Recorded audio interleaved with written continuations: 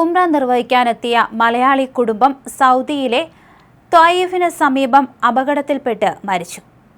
സംഭവത്തിൽ മരണപ്പെട്ടത് മലപ്പുറം സ്വദേശികളാണ്. മലപ്പുറം സ്വദേശിയായ അബ്ദുൽ ലത്തീഫിന്റെ ഭാര്യ രഹന, മൂത്ത മകൾ ഡോക്ടർ നഹ്ല നർമിൻ എന്നിവരാണ് മരിച്ചത്. കഴിഞ്ഞ ദിവസം രാത്രിയോടെയായിരുന്നു സംഭവമുണ്ടായത്. റിയാദിലേക്കുള്ള എക്സ്പ്രസ് ഹൈവേയിൽ ഏകദേശം 200 കിലോമീറ്റർ അകലെയുള്ള ദലം എന്ന സ്ഥലത്ത് വെച്ചായിരുന്നു സംഭവം നടന്നത്.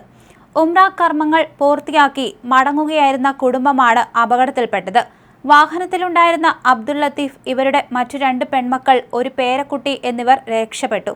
റോഡിലൂടെ പറന്നുവന്ന ഒരു പ്ലാസ്റ്റിക് ഷീറ്റ് പെട്ടെന്ന് വാഹനത്തിന്റെ മുൻവശത്തെ ഗ്ലാസിൽ പതിക്കുകയായിരുന്നു. ഇതോടെ കാറിന്റെ നിയന്ത്രണം നഷ്ടമായി.